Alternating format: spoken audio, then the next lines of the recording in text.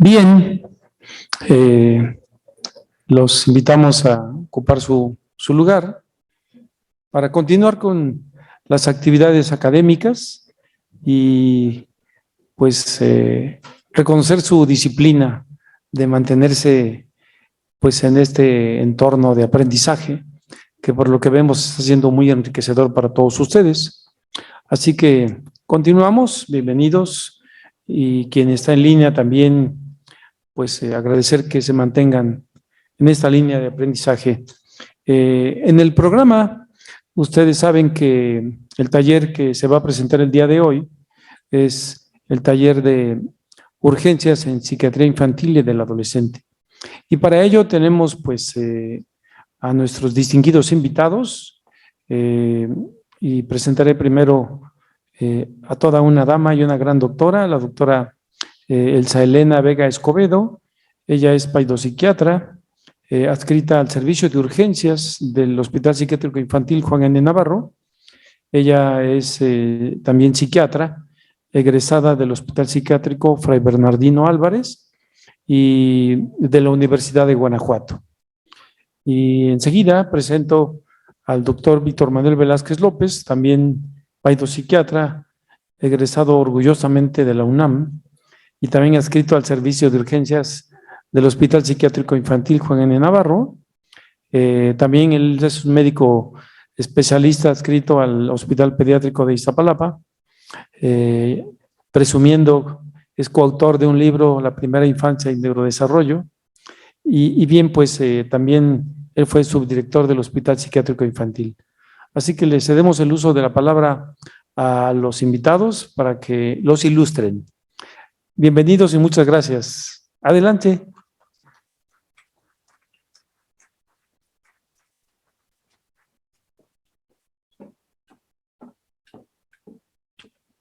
¿Qué tal? Buenas tardes. Gracias por la invitación. Y bien, pues hoy tenemos la fortuna de poder dar este tema acerca de urgencias de psiquiatría infantil, que muchos pensarían, bueno, pues ¿qué se puede ver ahí? Se ven a varias cosas. Vamos a tomar como una introducción.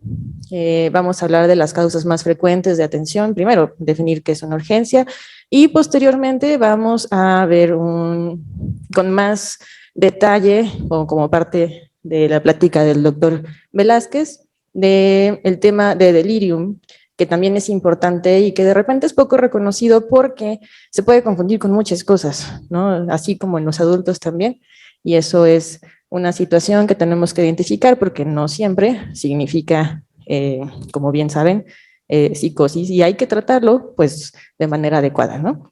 Entonces, empezamos. Vamos a ver primero cuál es la conceptualización de la urgencia médico-psiquiátrica. Como definición de urgencia, pues del latín urgentia, urgencia se hace referencia a la cualidad de urgente, ¿no? Que urge, que apremia, que requiere de esta pronta atención, y es justamente lo que muchos usuarios van a solicitar. Una urgencia es algo que debe resolverse de forma inmediata, en el mejor de los casos, y también implica una necesidad apremiante o una situación que requiere una atención sin demoras. Entonces, sabrán que si alguien ya ha estado en un servicio de urgencias, pues que es un servicio bastante movido y que siempre hay algo, ¿no? Siempre llega algo, puede que esté muy afebril de repente, pero después ya empieza a haber mucha actividad. Y bueno, se entiende en este caso como urgencia médica toda aquella alteración que pone en riesgo la vida del paciente. Estas características en la urgencia médica, pero la urgencia médica psiquiátrica, pues hay diferentes cosas importantes, ¿no? Primero, que específicamente en las urgencias psiquiátricas en general, todavía no las infantiles, pues existe esta situación en que a veces los pacientes no llegan específicamente por su cuenta de manera voluntaria, sino que de repente es como, pues íbamos a dar un paseo y de repente ya llegamos aquí. Entonces, esta situación de que son traídos de manera involuntaria o que no quieren ser tratados por esta falta en la advertencia de enfermedad. Hay también un aspecto social importante, con frecuencia hay problemática social asociada o incluso situaciones de alarma social, vulnerabilidad muy marcada y más en poblaciones específicamente como tal, valga la redundancia, vulnerables. Hay limitación de la información también, no se conoce incluso que exista como tal un servicio de urgencias, ¿no? Es como de, ¿a poco existía esto? Pues sí, existe. Diagnóstico basado también, bueno, porque en este caso no tenemos mucha información. Es lo primero que nos puede llegar, ¿no? La primera impresión es decir, ok, esto llega y está basado, básicamente la valoración en la entrevista y en la observación también del caso del paciente o la paciente que llega. Algunos ejemplos, en este caso, bueno, hablamos de, pues tradicionalmente las urgencias psiquiátricas han sido, pues hay descompensación de psicosis, esquizofrenia, trastornos afectivos, la manía, metabólicos incluso, ¿no? Cuando hay una paciente con anorexia, un paciente con anorexia, epilepsia incluso, ¿no? Que puede llegar a tener alguna situación posictal, la psicosis posictal como tal, neuroinfecciones, ¿no? Que de repente también pueden llegar a presentar evidentemente síntomas psiquiátricos, también enfermedades autoinmunes, etcétera, ¿no? Incluidos también, y es algo que vamos a ver también con importancia, bueno, el tratamiento como tal en urgencias de abuso de sustancias, de reacciones vivenciales, también importante, y también hay otras situaciones que son demandas de atención generadas por la sociedad, ¿no? Como evaluaciones de casos de violencia, cuando nos mandan de fiscalía, etcétera, ¿no? Entonces, estas urgencias pueden suponer el 10% de una urgencia hospitalaria, tomando en cuenta un servicio de urgencias de hospital general. Entonces, creo que sí es importante que se dé la pauta a decir, pues, la importancia de las urgencias psiquiátricas y el conocimiento de cómo deben ser tratadas. ¿Qué otras cosas podemos encontrar entonces? ¿Qué nos pueden llegar, no? Por ejemplo, ¿no? Aquí tenemos el síndrome de niño maltratado, situaciones sociales de alto riesgo, esta importante, ¿no? O sea, siempre tener el bien supremo del menor, específicamente ya en psiquiatría infantil y de la adolescencia, entonces niños que tienen un proceso de judicialización, niños de la calle, niños de trata, que no es raro.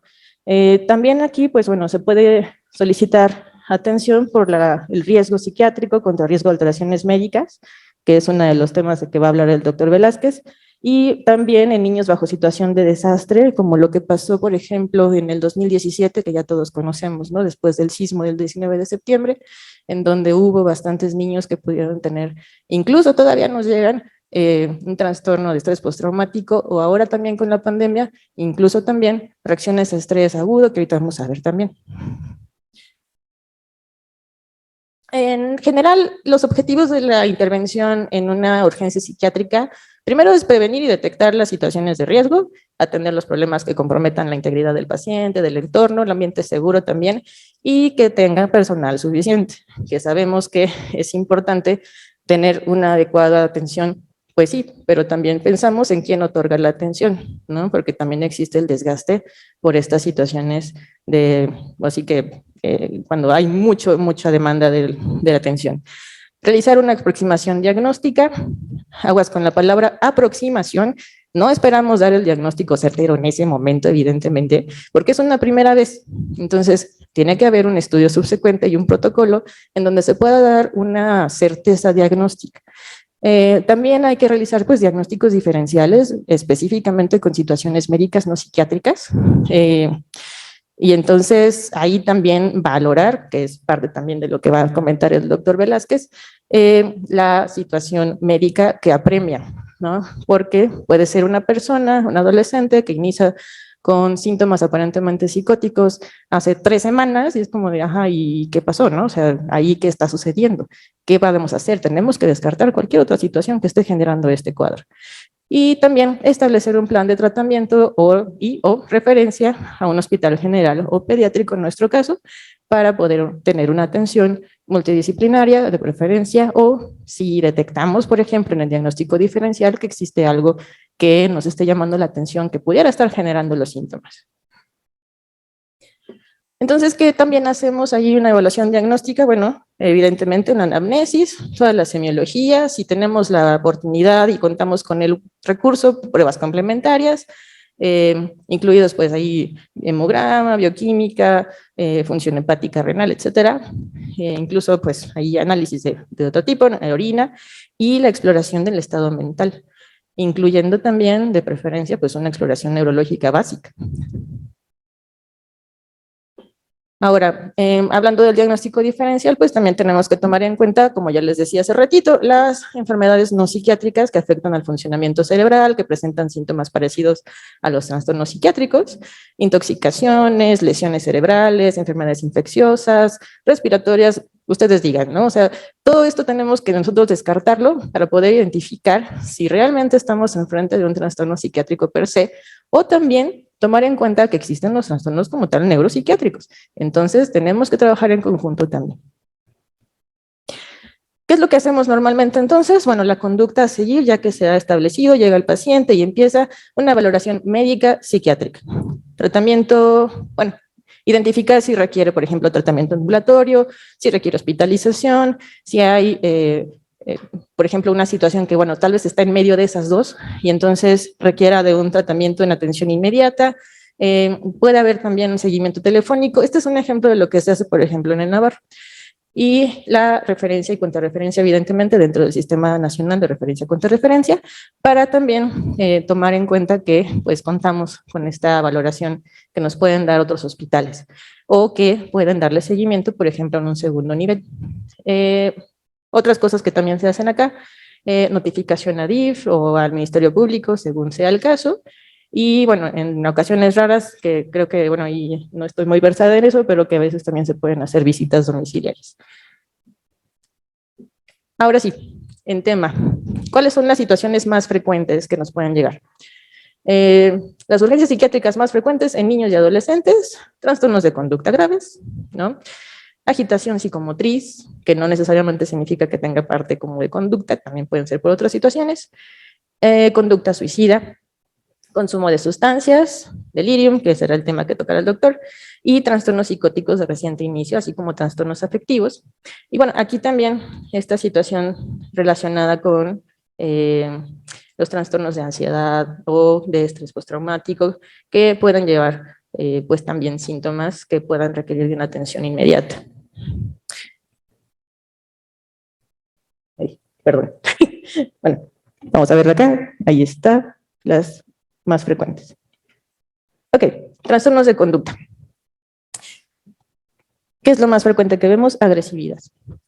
En este caso, un síntoma de condiciones médico-psiquiátricas, a menudo con interacción de la edad en desarrollo. O sea, bueno, aquí la situación más bien es como de, ok, dependiendo del desarrollo, de la edad de desarrollo en la que se encuentra, esperamos cierta conducta, ¿no? No va a ser lo mismo un niño agresivo, entre comillas, de 2 años, a un adolescente agresivo de 16 años, 5 meses, y bueno, también el riesgo puede ser diferente.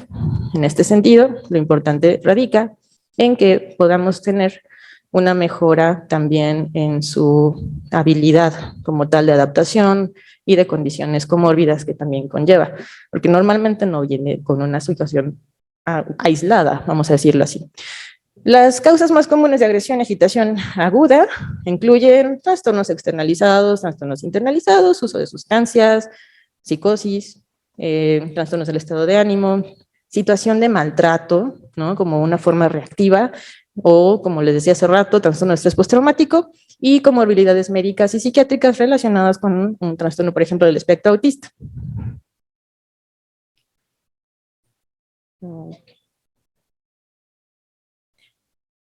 En estas conductas o pensamientos de un niño o adolescente pues son llevados a esa atención psiquiátrica cuando la figura interpreta una conducta como inapropiada. La figura paterna, parental, cuidador, tutor, legal, lo interpreta como, no, como que esto no está bien al contexto, no está bien a la edad, no está bien a lo que está viviendo, lo que tiene, incluso si es que llega a tener un trastorno, por ejemplo, un trastorno por déficit de atención con hiperactividad o alguna situación parecida. En este caso, nosotros contamos con esta definición también de la APA, que, bueno, la emergencia psiquiátrica constituye un trastorno agudo en el pensamiento comportamiento, que estamos hablando de esto, el estado de ánimo o las relaciones sociales y que requiere una intervención inmediata según lo definido por el paciente, la familia o la comunidad. Es decir, el contexto siempre va a ser súper importante para poder entender por qué el niño o la niña se comporta de esa manera. ¿Qué pasa aquí entonces? Podemos encontrar que incluso existe una especie de agresividad normal. O sea, si un niño está siendo violentado y toda la vida ha sido violentado, ¿qué es lo que va a aprender? Pues a violentar, ¿no? Si va a estar agresivo, le pegan, pues ¿qué es lo que va a aprender? A pegar. En ese sentido, pues también tenemos que estar en lo que decía hace ratito en relación al desarrollo, que, pues, por ejemplo, los lactantes pues, no se clasifican como agresivos. Un niño pequeño de 2 a 3 años puede hacer rabietas breves o cuando se le aplica a una situación de disciplina, de límites, cuando se frustra, que tiene que aprender a frustrarse. En la edad preescolar, pues también hay breves pues, incidentes, conflictos, empieza la socialización con pares, o incluso antes hay también fantasías agresivas que no constituyen como tal una amenaza real, pero pues llega así, no sé, la cuidadora, cuidador, a decir es que mi niño de 5 años dice que quiere matar a su compañero. Bueno, a ver, pero ¿en qué contexto? ¿Qué está pasando? ¿No? Este compañero, ¿quién es? Para empezar a ver toda esta situación y también ver si no hay alguna situación también de esté expuesto a material no apto para su edad. También puede haber una relación con el bajo control de impulsos, evidentemente tomando en cuenta que no hay un desarrollo todavía adecuado de pues, el lóbulo frontal, ¿no? Pues está apenas en desarrollo, no hay freno, y entonces pues, va a poder tener un control de impulsos inadecuado. Por lo tanto, nosotros tenemos que ser ese freno como externo mientras empieza a desarrollarse. Y pues en la adolescencia, ahí podríamos clasificarlo más o menos igual que un adulto, también refiriendo pues que no va a haber una situación como ya, bueno, todavía de desarrollo completo, pero sí un poquito más de conciencia relacionada con lo que está bien, lo que está mal, lo que es adecuado, inadecuado, dependiendo del contexto y también de lo que aprendan. ¿Qué trastornos de conducta grave podemos ahí encontrar? También relacionado con trastornos emocionales, con un temperamento difícil, cuando los niños son irritables, impulsivos, si hay poca habilidad de resolución de problemas, si el adulto responsable no le enseña cómo responder ante un problema, ante una situación frustrante, pues agresión en la mayoría de los casos, o también lo que les decía, ¿no? Conductas violentas de los padres, conductas violentas en los medios de comunicación y el control paterno inadecuado, que incluso pues existe esta clave Z en el CIE-10, ¿no? El soporte familiar inadecuado, hostilidad y reprobación al niño. Pues bueno, ahí podríamos dar una explicación de por qué es que el niño se puede estar comportando así. Entre los trastornos graves de conducta, recordar nada más el oposicionista desafiante, conducta antisocial, trastorno explosivo intermitente, TDAH y TEA, que ya están específicamente como trastornos de neurodesarrollo con un componente conductual importante, trastorno mental por consumo de sustancias, que ahí tendría que ver si está en un contexto de intoxicación, de abstinencia y también efectivamente pues la psicosis en niños un poco más grandes, trastornos de personalidad antisocial.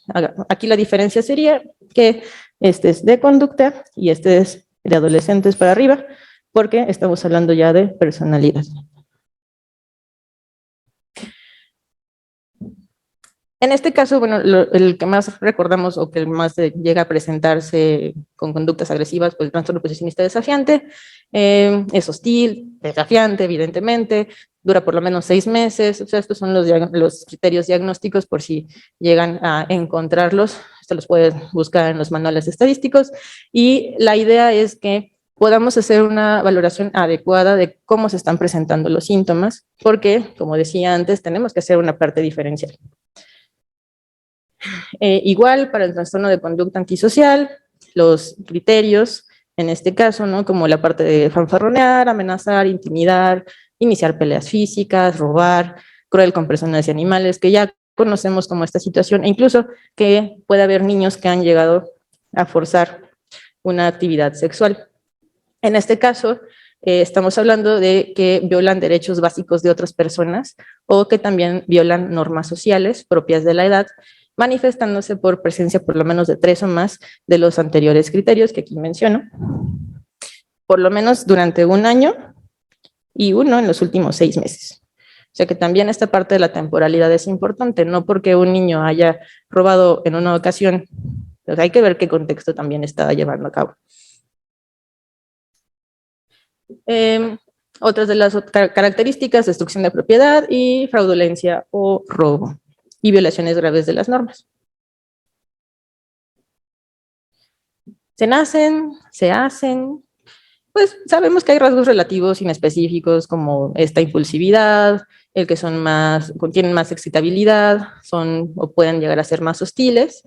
Y bueno, relacionado con esta conciencia moral que se desarrolla durante los primeros 8 años de vida, estaríamos hablando de que tenemos nuevamente que hacer una valoración más a fondo y muy probablemente en la primera visita no se vaya a tener el diagnóstico, pero sí un diagnóstico probable o una impresión diagnóstica. Y en esto pues se refiere también qué podemos hacer. Entonces, en relación al tratamiento, si vemos que es una conducta que también es muy como intensa o molesta o que genera problemática, pues también farmacológico, psicoterapia, orientación y apoyo a los padres, porque luego no saben qué hacer con ellos y es como, pero es que me lo va a regresar y va a seguir haciendo eso. Es como, no, espere. Es que tenemos que cambiar también el contexto que está viviendo y cómo se está presentando esta conducta, a qué reacciona, de dónde viene. Evidentemente también el desarrollo de tolerancia a la frustración. Ahí está. Y que puede haber también habilidades que nos puedan ayudar a que tanto los padres, porque muchas veces puede llegar a ser que no ha aprendido eso porque pues los padres no han aprendido tampoco, y que se pueda trabajar también en la escuela con orientación también a los tutores y a los profesores, ¿no? Porque pueden tacharlo como el niño problema, el difícil, lo relegan y eso pues lo que va a hacer es empeorar la conducta. Trastorno explosivo intermitente, aquí diagnósticos diferenciales otra vez, episodios aislados, dificultad para controlar los impulsos agresivos, pueden llegar a tener violencia, destrucción, puede llegar a tener también una situación desproporcionada, bueno, tendría que ser desproporcionada al contexto de estrés psicosocial precipitante y no se explican mejor por la presencia de otros trastornos mentales, criterio de siempre, que no son debidos ni a efectos de drogas, etc. TDAH, que normalmente lo que mandan a urgencias, por ejemplo, son valoraciones por parte de la escuela, porque son de los primeros que se dan cuenta. ¿Por qué? Porque puede que esté normalizado el comportamiento en casa, porque seguramente alguien más en casa tiene TDAH. Entonces, en ese sentido, también es importante tomar en cuenta que no necesariamente el que sea inatento, hiperactivo o impulsivo pueda llegar a tener problemas de conducta, pero sí es más frecuente que los puedan llegar a tener si no tienen un contexto adecuado. Es decir, si no tenemos esa forma de manejo de disciplina o de manejo, pues, de incluso también emocional, porque sí, también cuando hay poca disponibilidad emocional, pues puede presentarse problemas, entonces pueden llegar al servicio de urgencias y también tomar en cuenta que este TDAH no tratado puede conllevar a tener una evolución hacia un trastorno posesionista desafiante o alguna situación parecida. Y bueno, en relación al trastorno del espectro autista, que normalmente, como les decía, o sea, el componente conductual es importante, pero no necesariamente significa que todos vayan a llegar a urgencias, sino que a veces puede haber situaciones como cambios en la rutina o situaciones de enfermedad que no puede el paciente comunicar, que pueden llegar a generar alguna situación de conducta alterada. ¿Qué otra cosa? Sustancias. Iniciando también porque puede haber síndrome de abstinencia, síndrome de intoxicación o una intoxicación, o también psicosis. E incluso podemos pensar, pues sí, también hay dentro de las conductas suicidas, que voy a hablar más adelante, una situación relacionada con la sobreingesta, ¿no? Por ejemplo, en un intento o alguna situación de quiero estar mejor, pero no sé cómo, y entonces se presenta esta conducta. Y bueno, psicosis, sabemos que esto puede generar también, y es un criterio importante, porque nos puede dar, pues, algunos síntomas bastante marcados y luego de repente son bastante como llamativos para las personas que están alrededor del paciente, que puedan llegar a presentar un comportamiento diferente, alterado, errores de juicio, de conducta, situaciones también que no, bueno, aquí también lo importante, ¿no? Que esté en la temporalidad adecuada, porque luego los mandan así como, es que es esquizofrenia. Sí, pero acaba de empezar hace 3 meses y tiene 15 años. ¿Qué pasó? ¿No? Pero pensamos en otras cosas antes que en eso. Ahora, en urgencias psiquiátricas, los trastornos afectivos. En este caso, hablamos entonces de episodio maníaco. El sello distintivo del episodio maníaco es irritabilidad, hipertimia o ánimo expansivo. Esto se puede también representar por un cambio significativo respecto al estado de ánimo habitual de la persona y persiste durante al menos una semana. En este caso, podemos tener una estrategia que la mnemotecnia en inglés es FIND, F-I-N-D, frecuencia, intensidad, número y duración, ¿no? Aquí para poder hacer como la semiología adecuada. Y en esta diapositiva pongo esta mnemotecnia también, que es Big Fast, que podemos recordar entonces para poder hacer una valoración como rápida y certera, lo más certera posible, acerca de un episodio maníaco. Entonces, sabemos que el cambio de estado de ánimo suele ir acompañado de cambio también de la percepción de sí mismo, que se manifiesta por grandiosidad. Y durante un episodio maníaco, los adolescentes muestran una menor necesidad de sueño, presión, o sea, hablan más rápido, hay fuga de ideas, incremento de intereses múltiples de actividades, incremento también de conductas sexuales debido al menor control de impulsos. Y entonces pensaría, bueno, ¿esto es una manía o es un TDAH con predominio impulsivo? ¿No? Tenemos que hacer también esa parte de diferenciación en relación a la grandiosidad, fuga de ideas, incremento de la actividad, pero también a comportamientos imprudentes e impulsivos. Entonces, la verdad es que muchas de las cosas que dificultan como tal el diagnóstico es que realmente son son muy pocos los síntomas y signos, síntomas que podemos encontrar en niños y adolescentes. Entonces, se repiten en muchos de los padecimientos, lo cual también puede ser un sesgo importante para poder tener un buen diagnóstico. En este caso, más de la mitad de los adolescentes con manía pueden desarrollar síntomas psicóticos que suelen ser congruentes con el estado de ánimo.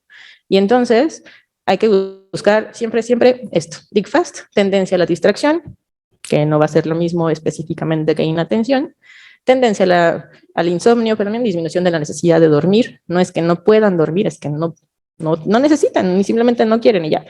Grandiosidad, fuga de ideas, incremento de la actividad, presión del habla o el speech y comportamientos imprudentes e impulsivos. Para depresión, sabemos que lo que podemos encontrar, pues normalmente, y es una de las cosas que nos dicen en el primer año de la residencia, es raro que encuentres un niño triste, pero va a ser bien frecuente que encuentres un niño irritable. Y entonces, el humor depresivo, la tristeza, se puede manifestar de esa manera.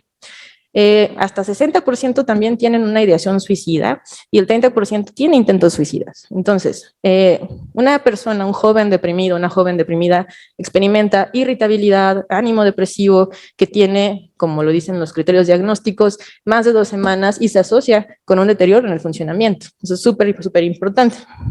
¿Por qué? Porque también puede haber situaciones reactivas. No pasa el Tomipems y me deprimo. Bueno, puede ser que esté en ese momento muy triste porque pues en ese momento no hay una adecuada, pues una idea, o sea, toda esta idealización de, voy a entrar a la preparatoria, va a estar todo bien y eso es algo que se va a presentar en pocos días, así que hay que tener cuidado. También puede presentar anedonia, retraimiento social, disminución del rendimiento académico, alteraciones de patrón de sueño, todos esos síntomas que ya sabemos.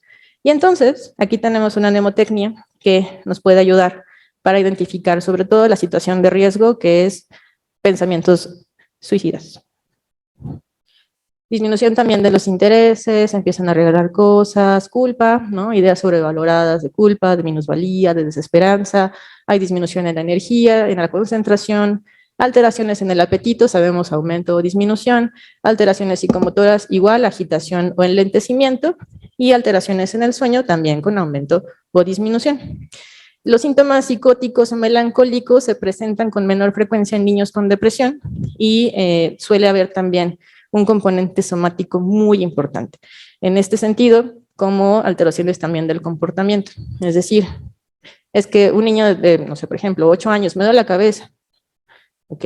¿Y qué más? No, pues me duele la pancita. Eso igual también pasa más en ansiedad.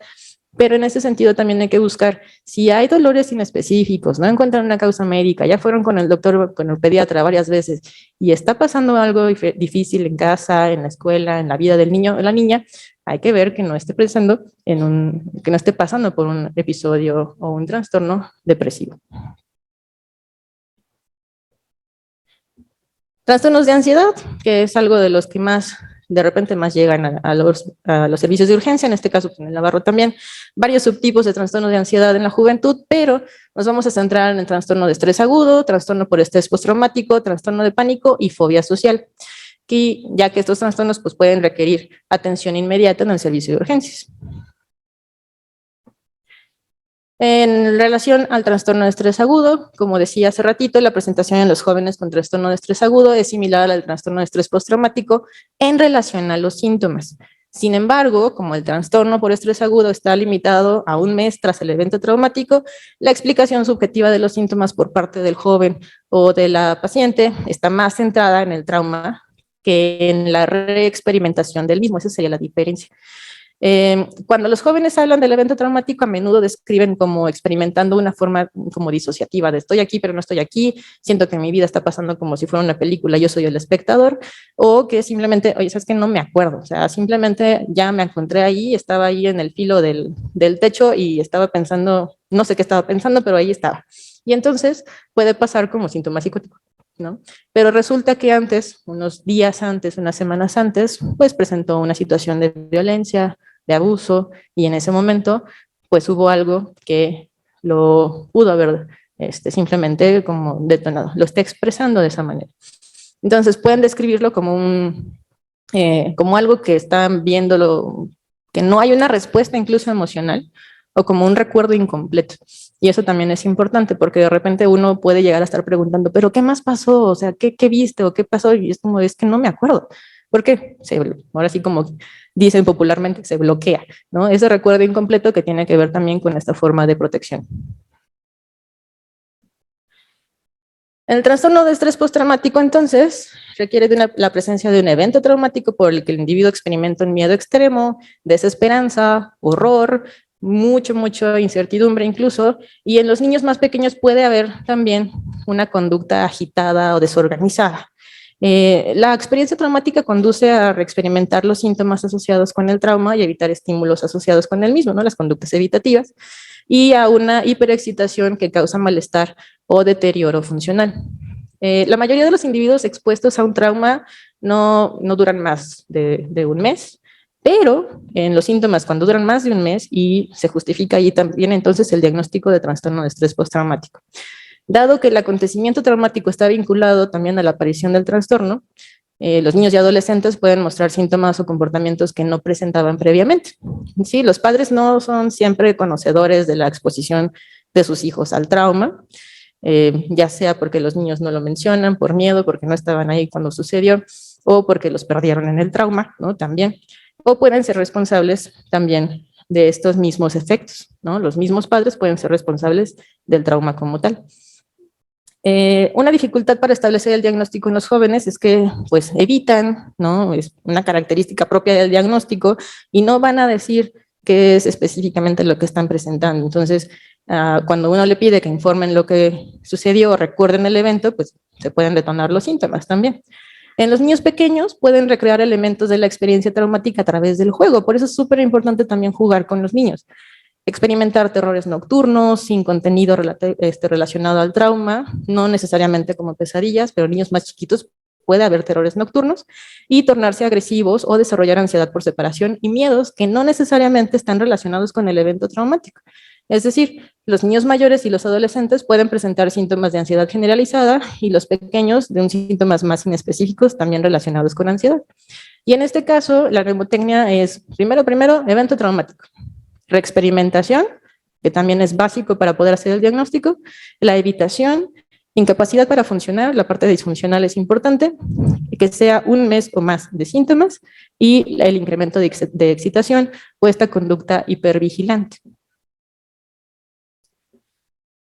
En relación al trastorno de pánico, bueno, normalmente lo que llega entonces son el episodio como tal, un ataque de pánico con una aparición repentina de miedo intenso y síntomas de descarga adrenérgica, una duración máxima de 10 minutos, o incluso pueden ser más también, si es que algo perpetúa esa situación, y donde nos encontramos, por ejemplo, palpitaciones, dificultad para respirar, parestesias, mareos, etcétera, ¿no? Todo esto que tiene que ver con este cortejo adrenérgico que acompaña al trastorno de pánico y que en ocasiones no se identifica específicamente qué es lo que lo está causando, lo cual también es importante dentro del tratamiento a largo plazo. En el trastorno también de ansiedad social o fobia social, que eso es súper frecuente también que acudan, no necesariamente como una urgencia real, tal vez puede ser una urgencia sentida, es que tengo una presentación mañana y no sé qué voy a hacer. Entonces me pongo muy ansioso y empiezo a tener palpitaciones y tengo miedo a que me vean en público, a que me juzguen, a que piensen de mí. En este caso, los niños y adolescentes con fobia social experimentan esta angustia y un marcado miedo a situaciones sociales, ¿no? Derivan entonces en un patrón de evitación y ansiedad que puede ser, y de hecho parece ser, anticipatorio. Entonces no pueden asistir o participar en actividades no familiares para ellos, ¿no? Se tiene que ver una situación ahí como de novedad, en el sentido pues de que nunca lo habían presentado o que nunca se habían atrevido a hacerlo. Y esto puede también presentarse a lo largo de un espectro, desde evitar elevar la mano en la clase para poder responder la pregunta, aunque sepan la respuesta, a rechazar acudir al colegio o a cualquier lugar concurrido. Ahora, en urgencias psiquiátricas, el consumo de sustancias, los adolescentes que usan sustancias acuden habitualmente al servicio con intoxicaciones o con síntomas de abstinencia. Sin embargo, es importante evaluar también el patrón de consumo para establecer si el joven tiene un abuso, una dependencia, o si ambos están relacionados también con deterioro psicosocial o incluso fracaso académico, ¿no? Que luego es lo que más les interesa a los papás. Es que está bajando de calificaciones. O sea, sí, pero mi hijo se está drogando con cristal. Entonces tenemos que hacer algo. ¿Cuál sería la mnemotecnia en este caso? WILD, W-I-L-D, work, fallos en relaciones laborales, escolares, en casa, consecuencias interpersonales o sociales, que es una de las también situaciones que tenemos que evaluar en los patrones de consumo, problemas legales, que es el otro también, y el uso peligroso o que se puede poner en riesgo. La característica principal entonces del abuso de sustancias es este uso continuo de la sustancia a pesar de las consecuencias, incluyendo daño real o potencial, para que esto sea como una situación de abuso. Pero viene la dependencia. Tras una exposición prolongada, o no tanto, dependiendo también de la sustancia, a una sustancia adictiva, valga la redundancia, el patrón de consumo se torna habitual y compulsivo. Entonces, el joven se vuelve incapaz de controlar su consumo, ya sea en cantidad o frecuencia, y el funcionamiento se ve afectado también conforme el menor prefiere progresivamente involucrarse en el uso de sustancias a expensas de abandonar otras actividades que incluso llegaban a disfrutar, ¿no? Como pues estar con sus amigos, ¿no? Que es la más frecuente. En el patrón también es un patrón desadaptativo. El consumo continúa a pesar de presentar problemas incluso físicos, psicológicos o causados exacerbados por la sustancia. Y junto con este patrón el joven desarrolla tolerancia, manifestando que pues, que necesite dosis más altas para tener el mismo efecto. En este caso, la mnemotecnia es la de addicted, que es bastante sencilla. Entonces hay abandono de actividades, dependencia y tolerancia física, dependencia y abstinencia física. Consecuencias personales internas como físicas, psicológicas, la imposibilidad de abandonar o controlar el consumo.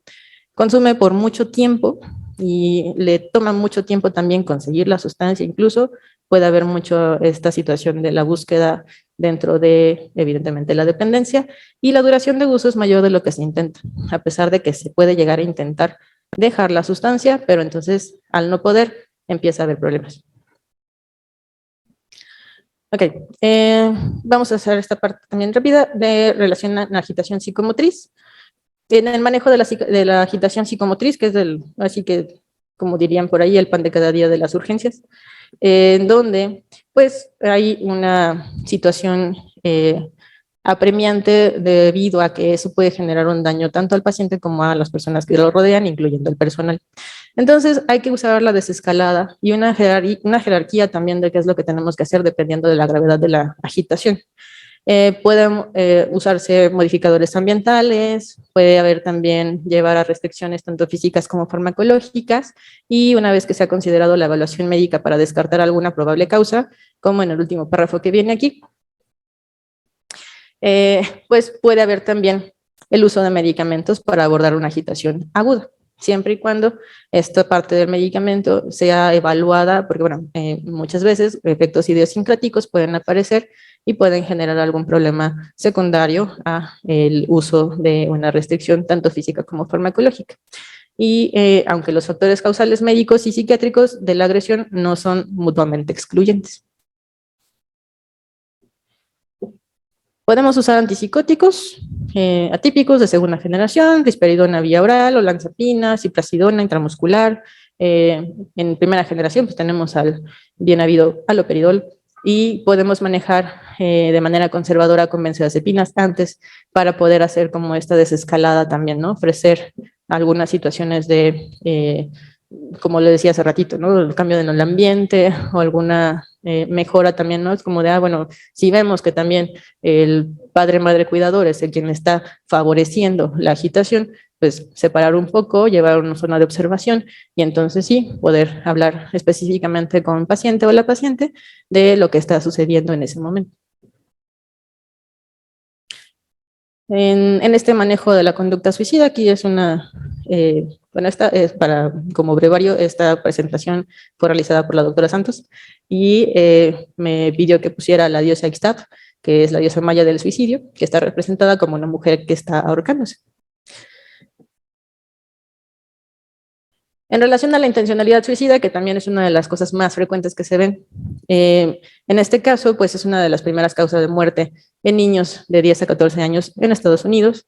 El porcentaje creciente va hasta un 24% hasta el 2018, y en este caso sabemos que después de la pandemia aumentó drásticamente, ¿no? Podríamos decir que exponencial, pero también sería como hacer una situación bastante superficial, un estudio bastante superficial de esta situación. Los adolescentes varones son más propensos a completar un intento. Y sabemos, ¿no? Como en los adultos, por ejemplo, puede haber una mayor tasa de intentos en mujeres, pero con mayor letalidad en hombres. El antecedente también es importante, en este caso, pues de intentos suicidas previos, ¿no? Puede haber una impulsividad importante, hay comorbilidad asociada a trastornos afectivos, de ansiedad, de conducta, y también hay una historia personal previa, incluso también puede haber de hospitalizaciones psiquiátricas, lo cual no es raro, este efecto, el fenómeno de la puerta giratoria. Con antecedentes familiares también de suicidio, o incluso que hayan tenido tanto intentos como un suicidio ya establecido, consumado. A veces también tenemos que checar si no hay esta situación de riesgo en el sentido de que se van de casa, ¿no? Y pueden llegar a tener un intento fuera de casa sin llegar a hacer o tomar medidas, como ya sabemos, como una mayor letalidad para no ser descubiertos. Puede haber también una historia personal de abuso, de trauma, siempre hay que preguntar esa parte, y también tomamos en cuenta que en las poblaciones vulnerables, háblese de minorías sexuales, de género o incluso también a personas migrantes, puede haber también este aumento en el riesgo. Dentro de las posibles evaluaciones, bueno, dentro del protocolo o del manejo como tal de la evaluación del usuario con intento suicida, tenemos que ser lo más confidencial posible con los jóvenes sobre sus ideas suicidas, planes, intentos, pero sí es importante mencionarlo. Oye, si en ese momento, si yo encuentro algo que pueda poner en riesgo tu vida, tu integridad, tengo que comunicarlo, ¿no? Esto es importante porque justamente lo que pasa es que muchas veces dicen, pero no le digas a mi papá, o no le digas a mi mamá que me quiero morir. Es como, entra uno en una disyuntiva y es como, pero es que ¿cómo no le voy a decir? Si esto puede ponerte en riesgo, ya tienes un plan, ya encontraste la manera. Hay que evaluar su acceso también a medios letales, evidentemente, como por ejemplo armas de fuego, el hecho de que también sean, pues, dentro de un contexto de factores estresantes que imparten un aislamiento social, ¿no? Con compañeros, conflictos familiares, nadie se da cuenta que está en su cuarto y quién sabe qué está haciendo. Presión social también, o el famoso bullying o acoso escolar, que es una de las cosas importantes que mencionar dentro de la investigación de cuál es la causa por la cual en este momento esta persona, este usuario, puede llegar a tener estos pensamientos o esta conducta. También pues, se puede entrevistar a miembros de la familia, otras personas que pueden brindar información, y es posible que pues, los jóvenes no estén dispuestos a revelar de manera tan abierta la información solicitada, ¿no? Por lo mismo que pueden tener miedo a repercusiones futuras. Y cuando el riesgo para sí mismos o para los demás es inminente, no se puede garantizar al niño o adolescente ninguna confidencialidad, como les decía hace ratito, con respecto a los planes para autolesionarse, y se debe informar al cuidador primario. ¿Sí? No, pues es que me dijiste que no me ibas a decir. Te dije que en ese momento, si llega a haber una situación de riesgo, tengo que avisar. Y eso es como primordial. Si en ese momento no lo dice, también nos puede dar pautas a ver. Entonces, probablemente sea una planeación ya más estructurada, y por eso es que no deja que sepamos cómo sería. Podemos utilizar algunas escalas. En este caso, bueno, lo que podemos utilizar, que se utiliza actualmente, que también ya es una de las cosas que va a ir como modificándose en el servicio de urgencias, el ASQ, que es un examen del estado mental también que debe ser, bueno, y aparte también el examen del estado mental, incluyendo la evaluación de la atención, el juicio, esta claridad del estado de ánimo, la cognición y el nivel alterado de conciencia, por todo lo cual puede afectar pues a riesgos inminentes o aumentar la impulsividad. Esta es la escala ASQ. En este sentido, lo que nos da es estas 4 preguntas, bueno, 5, más los siguientes pasos que nos marcan, ¿no? En ese sentido, lo que tenemos que ver es, en las últimas semanas, ¿has deseado estar muerto, sí o no? En las últimas semanas, ¿has tenido la necesidad de que, o bueno, has deseado o has pensado que estaría mejor que tu familia si tú estuvieras muerto? En la última semana también, ¿has tenido pensamientos sobre matarte? Y si lo has intentado, sí, cómo y cuándo. Entonces, si alguna de estas llegó a poner sí, en ese momento estás teniendo pensamientos como de querer morirte o de matarte, y entonces, sí, entonces que ponga cómo. Entonces, aquí la situación, nosotros ponemos como un agudo, es positivo agudo, positivo no agudo, para que nosotros podamos tener en cuenta qué tan riesgoso en ese sentido es el pensamiento, en este caso, la conducta suicida, y nos puede dar la pauta de identificar o saber qué es lo que podemos hacer con la persona en cuestión. En general, pues tenemos que incluir una evaluación de los niveles de riesgo, clasificación de riesgo con base en la atención de pacientes que requieren hospitalización, opción de manejo ambulatorio, se puede derivar para atención, lo que les mencionaba en una de las primeras diapositivas, ¿no? O sea, ¿qué tanto podemos hacer todas estas situaciones para identificar de qué manera podemos ayudar mejor a una persona, tomando en cuenta su contexto y las características de ese momento, pues también histórico-social que está presentando, ¿no? Porque puede ser que sea una persona migrante, ¿y a dónde lo vamos a dirigir? ¿No? O puede ser que sea una persona que salió de casa, escapó de casa, y es como, ajá, pero no me quieres o no sabes cómo llegar. Entonces, eso dentro de también la restricción de los métodos letales, y también, muy importante, la psicoeducación con derivado también, pues, que el curso de la enfermedad mental pueda llegar a ser pues sí, dentro del pronóstico, bueno, desfavorable, favorable para la persona que está recibiendo la atención. Y ahora cedo el micrófono al doctor Víctor Manuel Velázquez. Gracias.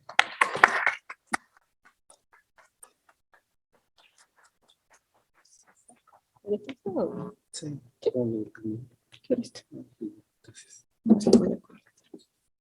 Bueno, buenas tardes. Bueno, primero quiero agradecer a todo el staff que organizó el evento.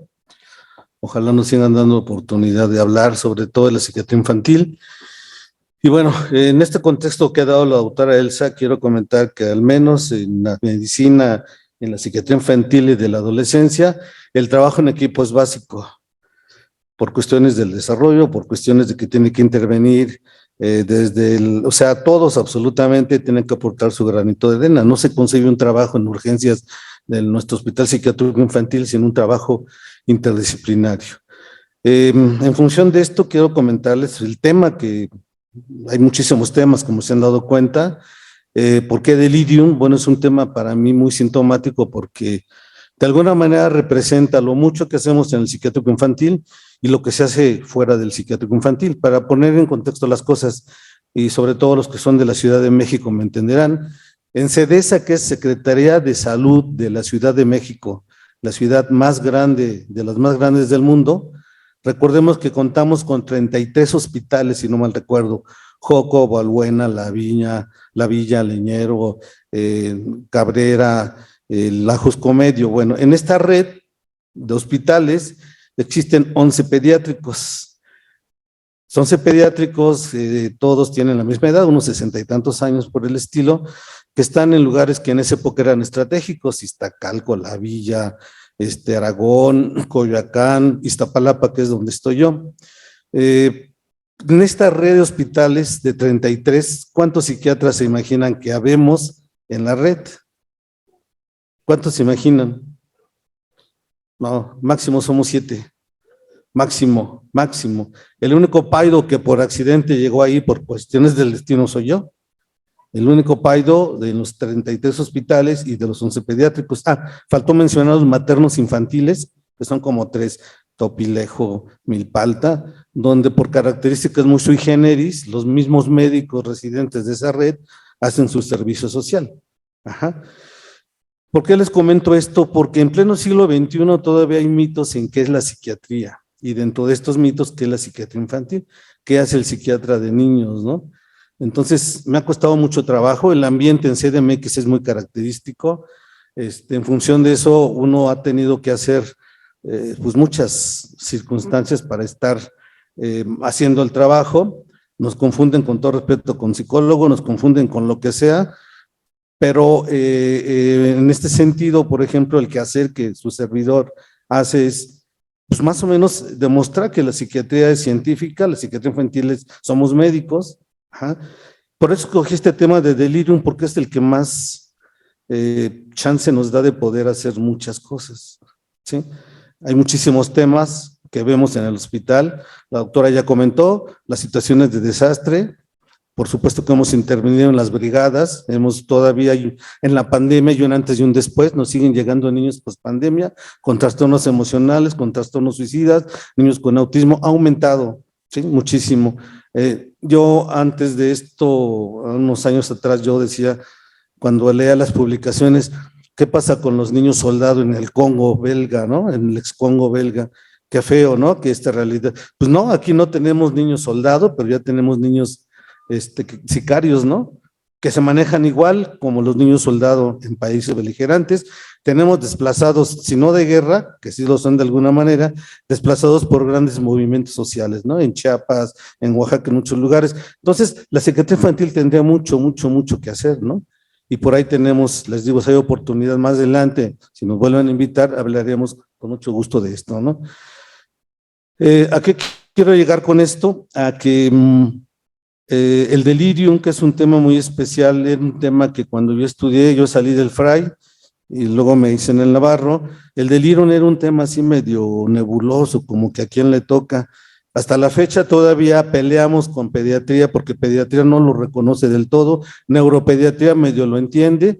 Hasta hoy, por ejemplo, que nos van a pedir una interconsulta, hablo con una residente de urgencias médico-quirúrgicas y nos entendemos un poco más que es el delirium por el quehacer médico de ellos, de ellas, ¿no? Entonces, es un tema a veces invisible, no tan evidentemente reconocible, pero vamos a ver por qué, ¿no? Entonces, voy a empezar.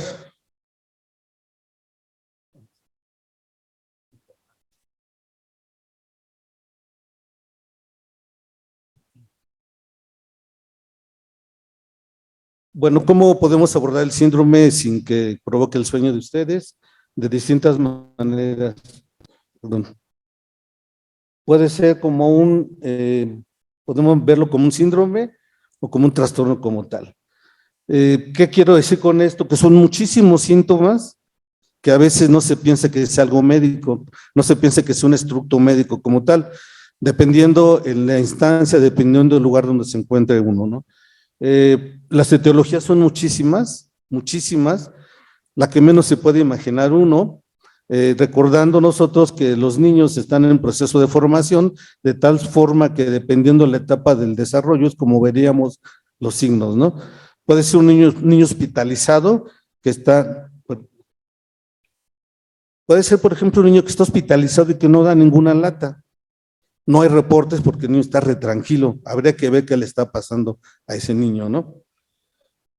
Por ejemplo, niños con discapacidad son más propensos a tener estos desequilibrios que vamos a ir viendo poco a poco. Niños quemados, puede ser una quemada, no sé, de un 10 o 20% de superficie corporal, pero el niño podría tener ese riesgo. Puede ser una cirugía común y corriente, pero puede ser un niño en riesgo. Ajá. Por eso las causas son múltiples, son muchísimas las causas. Gracias. Bueno, vean ustedes lo importante que es esto. No sé si de 100 niños, 86 de ellos tienen algún delirio ni pasan inadvertidos.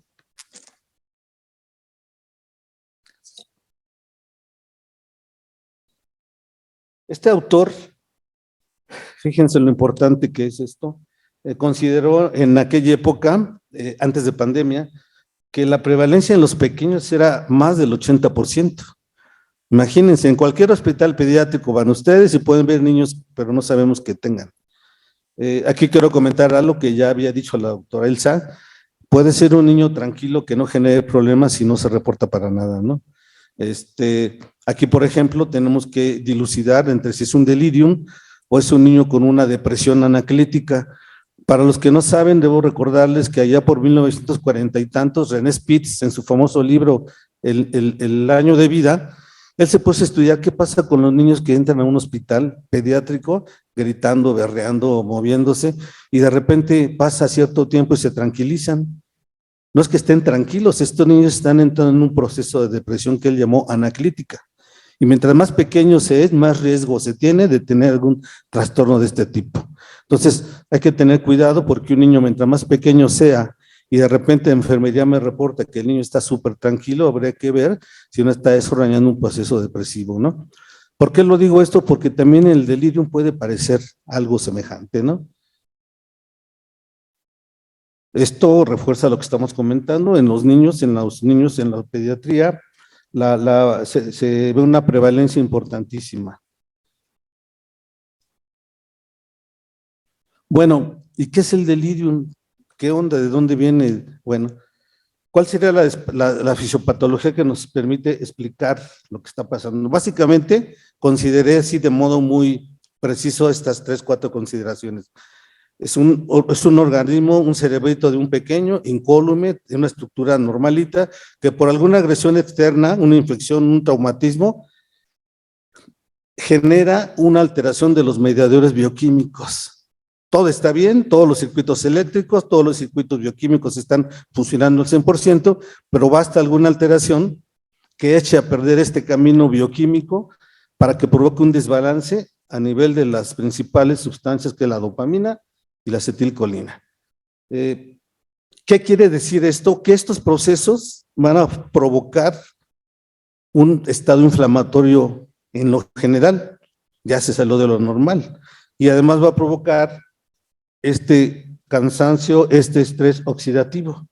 No sé si me van siguiendo, o sea, niño normalito, niño que tiene una quemadura, una cirugía, y por alguna causa hay un desbalance en los distintos metabolitos. ¿Esto qué nos genera? La máquina humana es tan precisa, el cerebro humano es tan preciso que si algo falla, tenemos repercusiones como esta alteración en los medios, se bota, se desconfigura, por decirlo así. Y esto que empieza a generar, de primera instancia, alteraciones en el ciclo circadiano que clínicamente se van a estar evidenciando.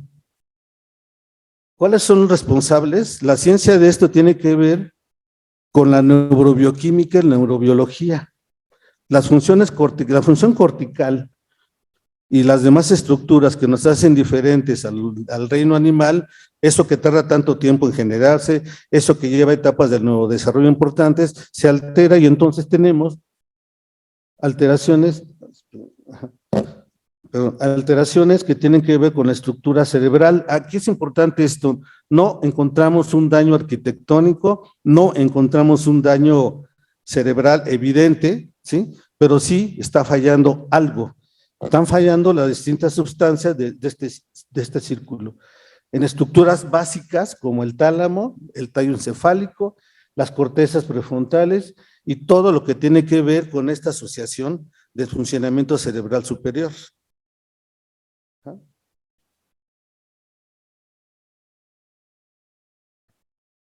Aquí hay una falla muy evidente, si la ven aquí en este costado, donde no hay un daño estructural como tal, pero hay un proceso ahí hemorrágico de infarto. Ahí no habría problema, se entiende perfectamente la falla. Esto se los recuerdo, son las áreas de procesamiento cerebrales, todas las estructuras que deberían estar funcionando al 100. Así es como debería de estar una estructura cerebral funcional de cualquier ser humano. Si a esto le ponemos una hemorragia o alguna alteración bioquímica, seguramente esto va a fallar. Ajá. Aquí está. Esta es una estructura cerebral incólume, una estructura cerebral como debería de funcionar, sin ningún obstáculo, funcionando, subiendo, bajando, subiendo, estructurando. Pero si hay alguna falla, no digamos un tumor, no digamos algún infarto o alguna alteración bioquímica, esto seguramente se va a alterar. Aquí están las áreas. Todas las áreas, todo el mapa cerebral que se relacione con el estado de la cognición. Vamos a hablar rápidamente, no es la idea hablar de un curso de neurobioquímica, pero sí lo básico que veamos. El hipocampo es una estructura cerebral muy importante, muy sui generis, que nos permite, entre otras muchas cosas, la función de la memoria y sobre todo de corto plazo. Por eso uno de los principales síntomas que vemos en los niños, empieza a fallar la memoria. Quizá no tanto la orientación, sino la memoria. Y vamos a ver también qué otros factores. Lo que les trato de decir, que esta sangre, esta sustancia, este oxígeno que debe subir a la corteza, a toda la corteza y estructuras cerebrales, por alguna causa se fue por otro camino o de alguna forma es insuficiente. Es un poco el esquema de la fisiopatología, de cómo se va produciendo, vean aquí lo bonito aquí de los mediadores bioquímicos, aquí está la membrana preposináptica, que están las sustancias liberándose bonitamente como debe de ser, acá funcionando como debe de ser. Todo esto que ven aquí bonito, que es el modelo, es el que se compromete en alguna alteración metabólica cerebral. Simple y sencillamente quiero decir que el metabolismo cerebral, que debe estar funcionando sin fallas, por alguna causa falló. Ajá, eso es lo bonito. Más insistir sobre las estructuras involucradas, que por eso precisamente fíjense que cuesta trabajo, de una vez me adelanto, tener pruebas específicas. Hacer una radiografía, un electroencefalograma no necesariamente nos va a dar el diagnóstico, es clínico, yo creo que un 99.99% este diagnóstico. Bueno, algunas definiciones que tenemos que darlas, esto es necesario para ponernos de acuerdo y que tiene que ver con lo que dice nuestro manual. Ajá. Una alteración eminentemente reconocible que tiene que ver en primer lugar con la atención. ¿Recuerdan la lámina anterior que hablamos de la corteza frontal y estas estructuras que son las responsables de la atención? La responsable de la atención de que ustedes, a pesar que estén cansados, no se distraen es la atención activa, ¿sí? Si el cansancio de mis palabras lo sigue venciendo, entonces la atención pasiva va a estar dominando y van a estar durmiendo, ¿sí? Este esfuerzo que hacen para, a pesar de la hora, mantenerse activos, tiene que ver con la atención que tenemos, ¿no? Y con el estado de conciencia y si han comido, ¿no? Me imagino que sí. Y es lo primero que empezamos a ver, cómo en un cierto tiempo de hospitalización, estos niños, estos pequeños, hay que saber valorar esto, empiezan a tener la primera alteración en este nivel. Algo importantísimo que por favor nunca lo olviden, Esto tiende a empeorar este cuadro, lo que sea, la agitación y lo que vamos a ver, tiende a empeorar de la tarde a la noche. ¿Por qué se imaginan? Porque en el día estamos todos, los aparatos, las enfermeras, los estudiantes, los residentes, los pasantes. Este ruido mantiene más o menos la atención del pequeño.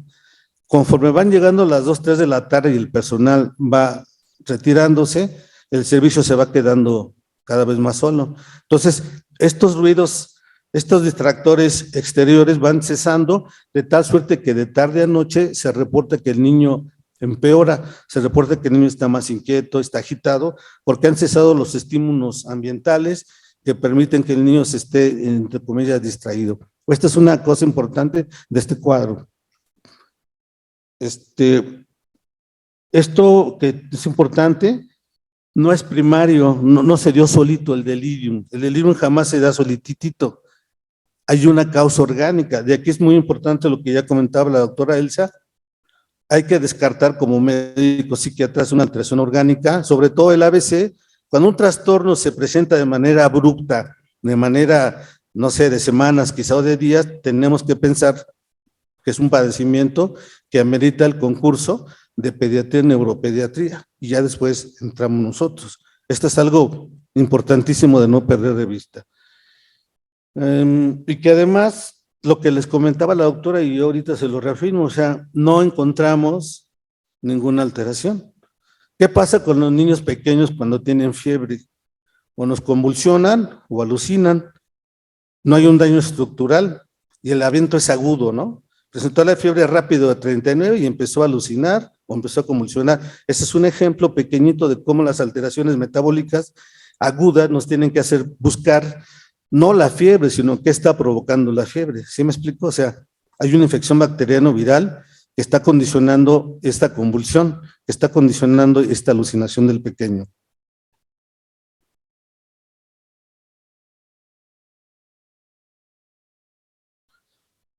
Bueno, ¿qué factores vamos a enfrentar como clínicos que es imposible, aunque sepamos mucho, cambiar?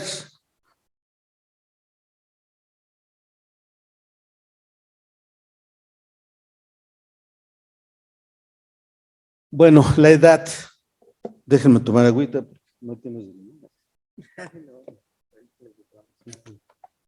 Miren, algo a lo que nos enfrentamos los clínicos que a veces nos puede limitar es esto. Primero, las edades extremas, los pacientes muy grandes o los pacientes muy pequeños van a estar hospitalizados y nosotros no vamos a poder influir absolutamente nada en eso, pero de entrada cuando piden la interconsulta o vamos a ver al pequeño, ya sabemos potencialmente a qué le tiramos.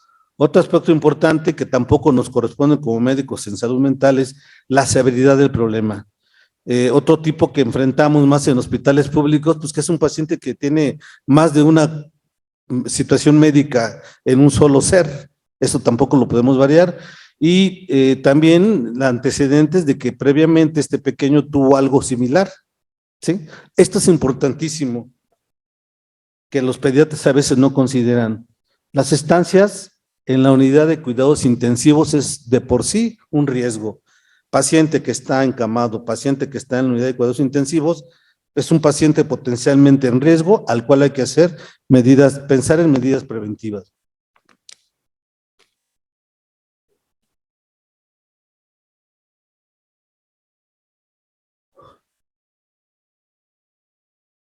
Otro factor que también debemos tomar en cuenta y que no corresponde a nuestra responsabilidad, pero acuérdense que el psiquiatra, el que trabaja, el psicólogo que trabaja con esta situación de la salud mental, malvivimos de lo que vemos, malvivimos de lo que escribimos. ¿A qué me refiero? Tenemos que ser bien metiches en todo, tenemos que ver absolutamente todo, ver más allá de lo aparente, ¿sí?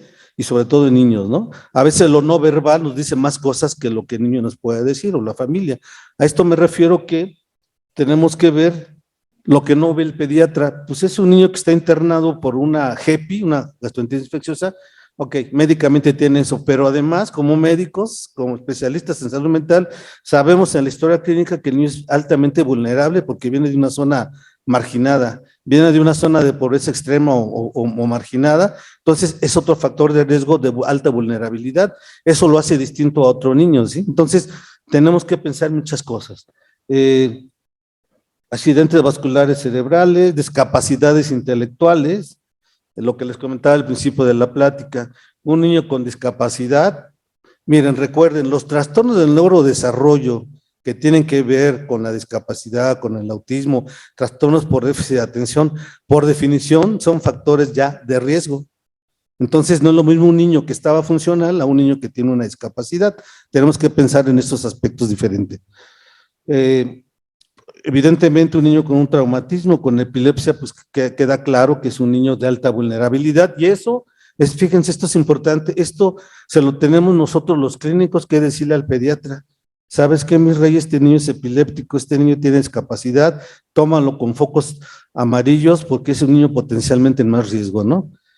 ¿Qué otra cosa? Lo que les comentaba al principio, fracturas de huesos largos, las famosas trombosis grasas y esas cosas, por supuesto que también tienen que ver, ¿no?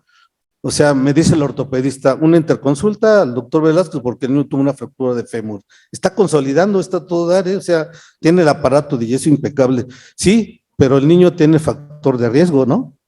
Como nos pasa a nosotros, también les comento, en el Navarro, siendo el único hospital en su género, al menos en México, nos llegan todos los servicios de pediatría que se pueden imaginar, todos, de provincia, de todas partes, en fin, y obviamente dentro de eso no puede faltar el hospital, nada más para que se den idea, en CDMX, dentro de los 11 pediátricos, todos son generales, pero hay uno, cada uno se diferencia por una característica. Por ejemplo, Tacubaya, especializado en cirugía plástica reconstructiva y quemados.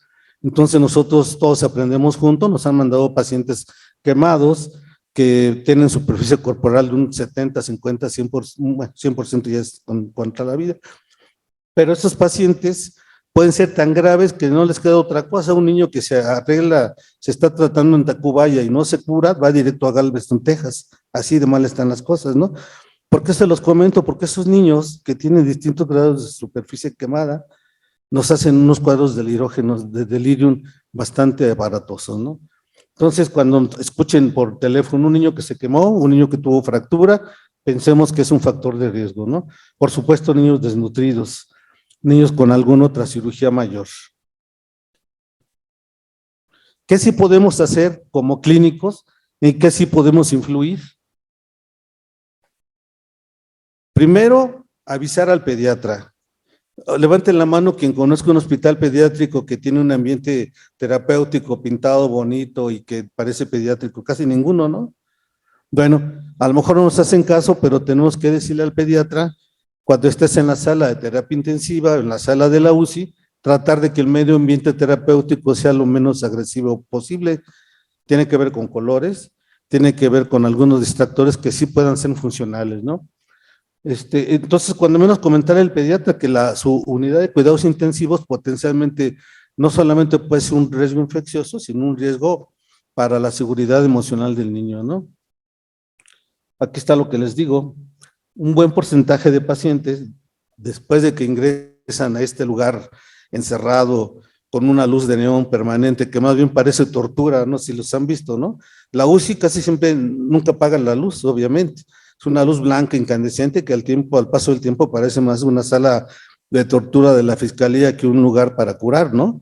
Entonces, cuando menos tapen los ojitos al niño, cuando menos que entre la mamá y le cante, o sea, cosas que tenemos que ir viendo qué hacer. Y lo que les comento, porque si no vamos a tener esta casuística, muchos de los pacientes van a tener algún episodio de delirio por ahí. Otro aspecto importante que sí nos corresponde, que sí podemos incidir, o cuando menos podemos proponer es un paciente que suponemos que va a estar con una estadía prolongada, tenemos que diseñar, fíjense, y todavía no llego a lo médico, sin hablar de cuestiones médicas ni de fármacos, tenemos que ir pensando en un plan. Por eso les digo, en psiquiatría infantil a fuerza se trabaja en equipo. ¿Quién está a las 24 horas del día? Pues la enfermera. ¿Qué tenemos que hacer? Pues ver que una enfermera no sea tan neurótica, buscar una enfermera que nos pueda ayudar a hacer algunas estrategias. Normalmente lo hacemos con las pasantes de enfermería o de puericultura, ¿no? ¿Qué quiero decir con esto? Cuando calculamos que es una hospitalización de largo tiempo, tenemos que ir pensando en estrategias, musiquita, juguetes lavables, calendario, canciones, todo ese tipo de… Miren, lo que se hizo les comento, lo que se hizo en el COVID-19, las videollamadas y este tipo de cosas, no las inventamos nosotros, obviamente.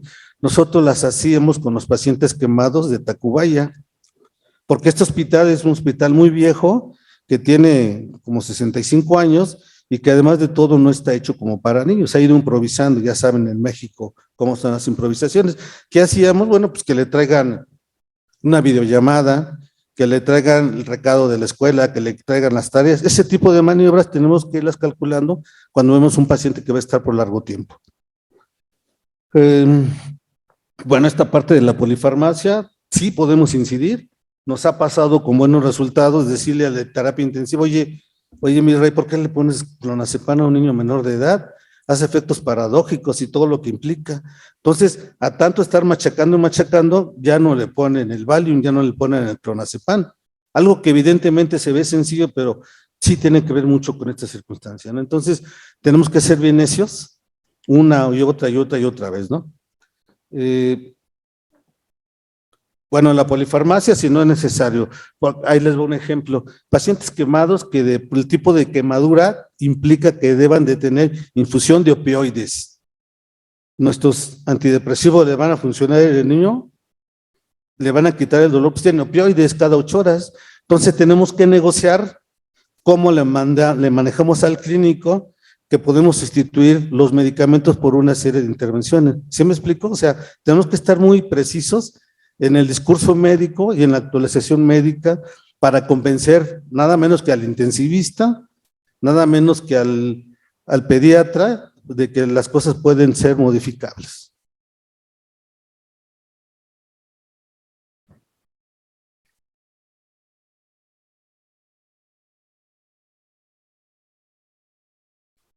¿Qué tenemos que seguir haciendo? Lo que les comento, o sea, evitar… pensé que me estaba saludando. La polifarmacia, quitarla. Ya mucho de esto tenemos que enseñarles, ¿no? Estos tipos de medicamentos potencialmente pueden ser, por naturaleza, tóxicos para un niño, para el organismo de un pequeño, ¿no? Alteraciones metabólicas, pues claro, por supuesto que sí. Algo que es importantísimo, vean, ustedes no me dejarán mentir, la inmovilidad, no hay peor cosa que dejar a un paciente que no se mueva, ¿no? Y más a un niño. ¿Qué tenemos que hacer? Pues inventarle. Nosotros en psiquiatría infantil inventamos de todo, ¿no? Si es un niño que ya está curado pero tiene que estar inmóvil, oye, pues ¿sabes qué, enfermera? Hazle un colchoncito o hazle un tabiquito, pero que no quede el huesito volando, ¿no? O sea, cosas por el estilo que podemos hacer. O para ese caso tenemos la posibilidad de trabajar con la visita con la mamá. No queremos una mamá que nada más le esté mirando y cantando, estamos una mamá proactiva. Por ejemplo, en pacientes pequeños que necesitamos restablecer ese vínculo afectivo, que por la quemada no puede abrazar a la mamá, ¿qué hacemos? Bueno, pues se nos ocurre algo, que le pongan cremita en las áreas donde no están cruentas, en las áreas no quemadas, previa autorización del clínico responsable. De esa manera restablecemos el vínculo de alguna forma, en vez de que la mamá nada más esté llorando con la niña. ¿Sí me explico? Entonces, esas cosas no médicas son las que tenemos que ir planeando.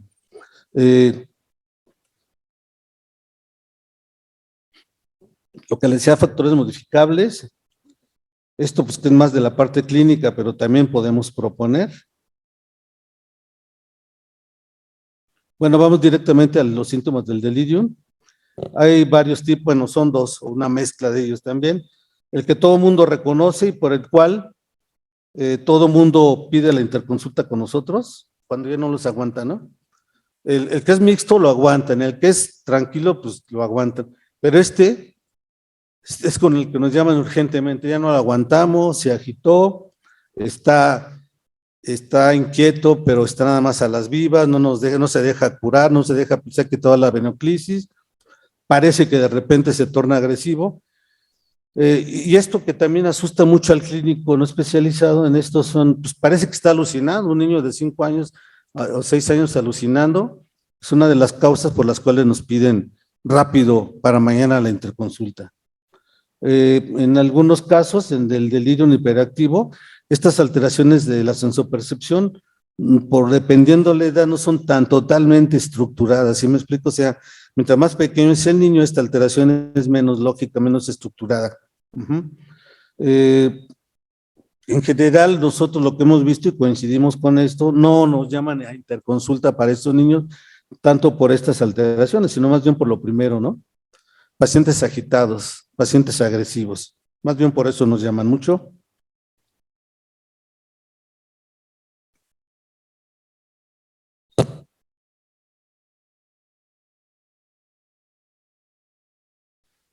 Bueno, dentro de las modalidades, ¿cuál tenemos? El que les comentaba ya, el que no es inquieto, el que es medio latoso, al que llamamos hipoactivo, que se caracteriza, pues por esto, está lento, se ve más lento que cuando entró, se ve torpe, pero no genera problemas en el servicio de pediatría. Le dan de comer y no come, se mantiene medio apático, se ve lentón en todas las funciones, bueno, si no en todas, cuando menos en la mental, en el pensamiento y la inteligencia, chance y tenga alguna alteración sensoperceptual, parece que alucina, pero no genera problema, no se baja de la cama, no come, pero no genera problemas. Y a lo mejor lo vemos así durante el día, pero no hay tanto que no lo reporta enfermería, ¿no?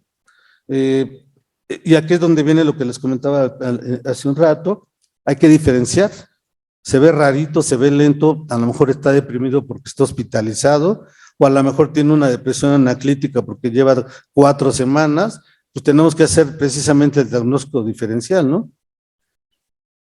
Pero fíjense, curiosamente, en algunas situaciones médicas, en algunas estadísticas, encontré que, dependiendo, yo creo que la cultura es un 80% del porcentaje en general.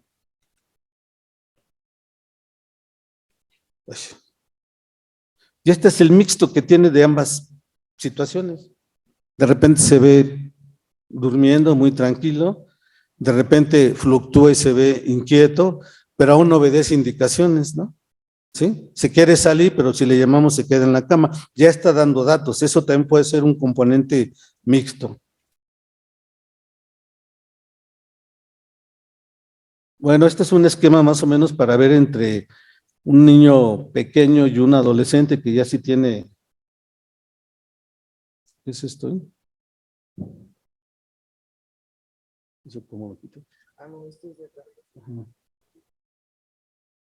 Bueno, más o menos el adolescente que se asemeja un poquito más a la estructura del adulto presenta algunas diferencias en la sintomatología. Ahorita que se puede quitar esto, Bueno, miren, recuerden que los primeros años de vida en el niño son importantes porque se va estructurando la psique, las funciones biológicas, el sueño, la alimentación. Por lo tanto, en niños pequeños internados tendremos alteraciones en las funciones más biológicas posibles, como el sueño, la confusión, una conducta medio irritable como de agitación.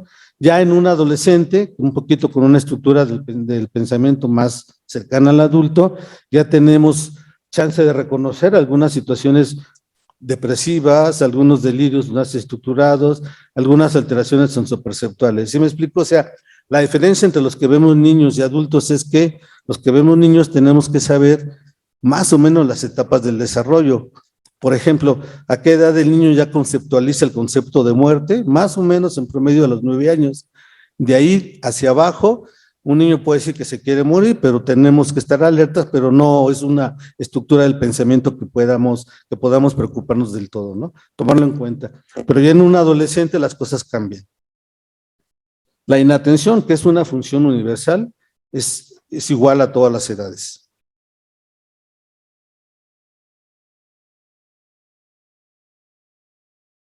Ya no. No. Perdón, hay una fallita técnica. Pero bueno, aquí lo importante es pensar que, por ejemplo, cuando me llevan a interconsulta en el hospital,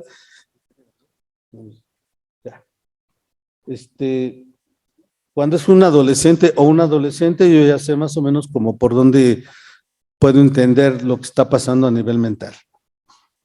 es más difícil en los niños. Bueno, aquí la parte importante es cómo clínicamente cómo se evalúa un delirium. Miren, desde mi punto de vista, esta es una formación, es un diagnóstico eminentemente clínico, ¿sí? Aquí lo decimos, no hay estudios formales, por lo que les decía al principio, no hay una alteración específica. Digo, a no ser que sea un desequilibrio metabólico obvio, ¿no? Pero para el delirium en sí no lo hay. Ajá. Tampoco a nivel de imagenología encontramos una prueba o una imagen contundente que diga, este es el hallazgo de un delirium, tampoco lo hay. Lo que les comento, y es importantísimo saber esto, la evaluación es eminentemente clínica, es médica. Tomar en cuenta el tiempo de aparición. Miren, yo siempre he considerado lo que les he dicho. Cuando tratamos de un padecimiento que tiene poco tiempo, hay que descartar algo orgánico. Cuando es un padecimiento que tiene meses, probablemente sea de tipo orgánico. Bueno, en lo general, entonces, se los comento porque cuando tenemos que tomar el tiempo, siempre debemos de considerar dónde y cuándo apareció, cuánto tiempo tiene. Y esto es importantísimo, checar con el personal de enfermería y con el propio familiar. Normalmente la enfermera es importante que la tengamos de nuestra mano, de nuestro lado, porque es nuestra aliada, ¿no? Hay que hacerla participar. Entonces, ella normalmente nos va a decir si no durmió, si tiene el reporte que estuvo inquieto. El médico generalmente, como no está en este rollo, pues no lo ve.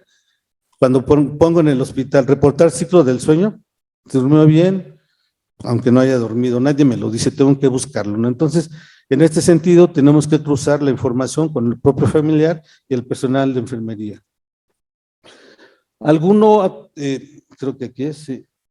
En alguna forma, a veces se ha visto que chance esta pudiera ser algo que se relaciona con el delirium, pero son hallazgos, no necesariamente, lo comento porque existe, pero tiene que ir con la clínica 100% relacionada, ¿sí? Medio difuso el trazo, algunas lendas ahí medias lentas teta, chance más bien con la gravedad del metabólica que con el propio delirium, y a veces estos patrones rápidos que tenemos que apuntalarlos con los hallazgos clínicos, pero no se basen en los diagnósticos totalmente de laboratorio o de imagenología.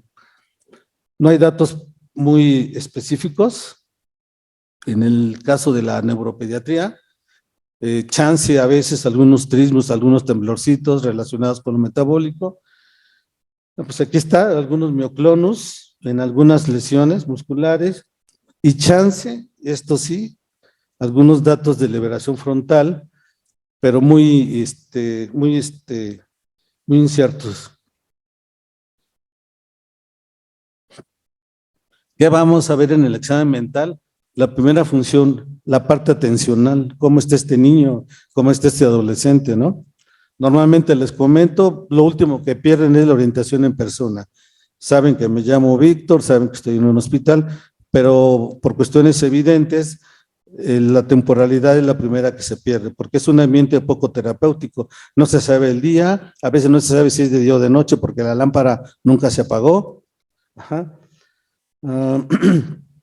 Y tenemos que pasar algunas pruebitas que hay muy específicas para evaluar funciones perdón, cerebrales muy específicas, como la coordinación, la memoria de trabajo y procedimental, que básicamente son situaciones más ya específicas.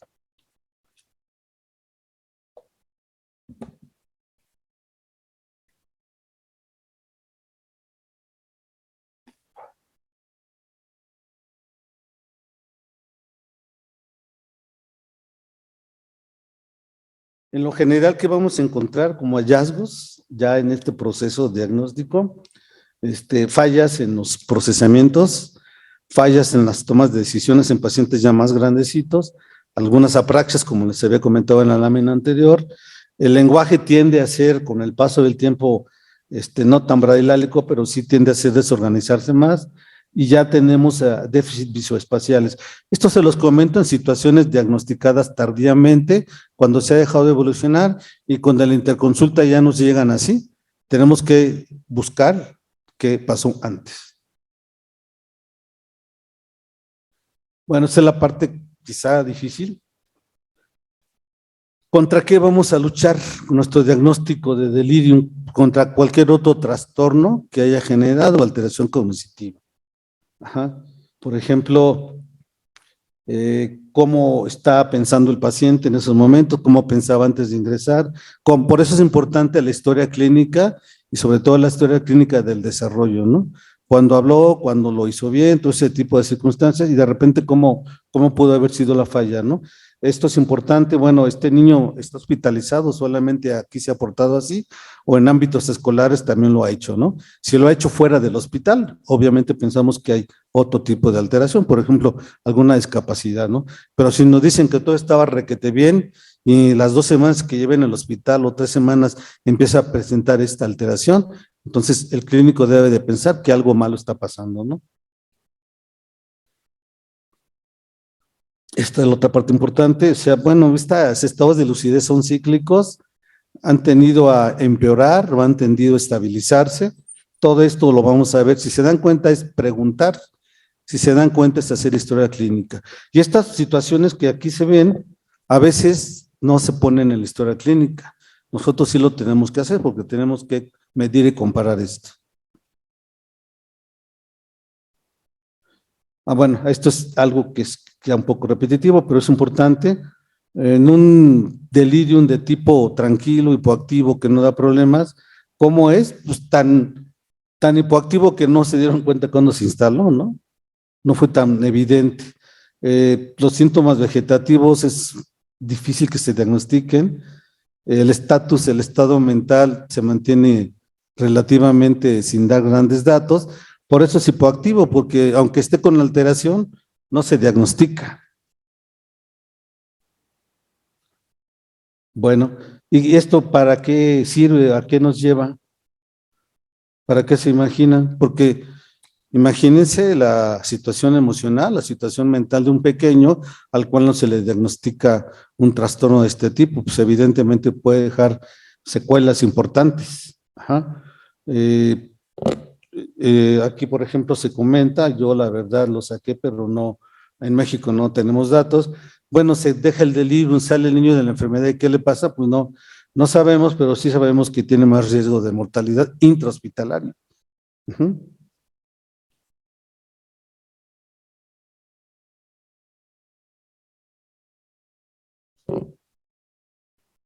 Bueno, después de todo esto, ¿qué tanto impacta el delirium como para qué? Pues son factores de riesgo perpetuantes o precipitantes para más problemas, sobre todo en los niños que están en proceso de formación. Recuerden ustedes que la plasticidad cerebral termina por ahí de los 21, 20 y tantos años, ¿no? Todo aquel trastorno que le pegue al cerebro de una o de otra forma, se han hecho estudios donde se ha visto que las bajas de proteínas, de calorías, altera la estructura cerebral de los niños, de tal suerte que todo aquello que le pega al cerebrito, por supuesto que va a tener complicaciones, ¿no? En cuanto a la morbilidad de otras enfermedades, en cuanto a las alteraciones y capacidades, no solo emocionales, sino cognitivas y más complicaciones médicas. O sea, la importancia del delirium es diagnosticarlo a tiempo, reconocerlo, exponerlo.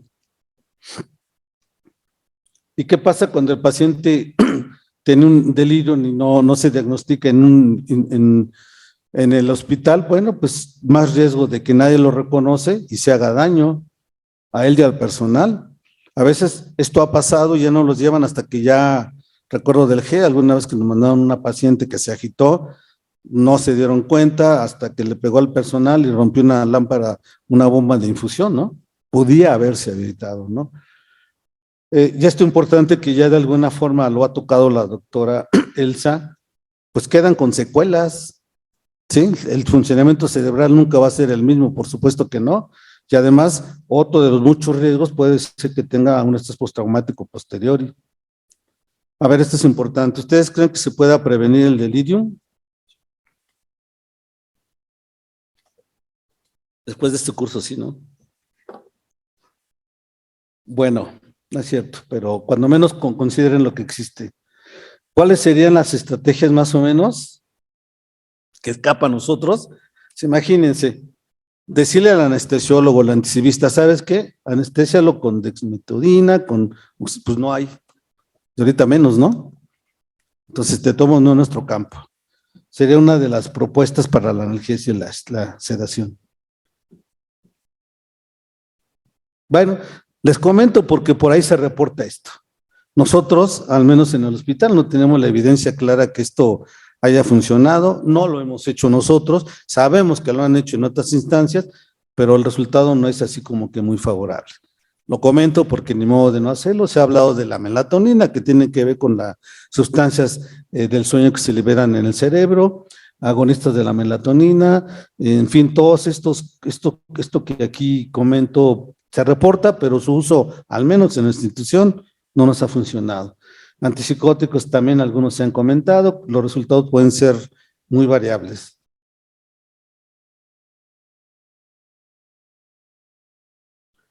Bueno, habría varias propuestas, yo aquí les comento la que nosotros seguimos ocupando, como le llamamos nosotros el estándar de oro, sigue siendo el haloperidol, un antipsicótico de primera generación, que a nivel de los mediadores de 2, y que nos ha funcionado, tanto en edades extremas como en otras circunstancias. En el hospital, se imaginan, pues hemos probado de todo, al final tenemos que regresar a esto, con estos resultados que aparecen por aquí. Si es cierto, no hemos visto estas cosas, y esto es totalmente cierto. Hemos intentado trabajar estas propuestas con gentes del infantil, con los intensivistas de Tacubaya, y al final, tanto ellos como nosotros, hemos regresado a esto. Esto es cierto. Esto también es cierto. Bueno, no lo podemos medir porque no tenemos esa oportunidad, pero suponemos que sí.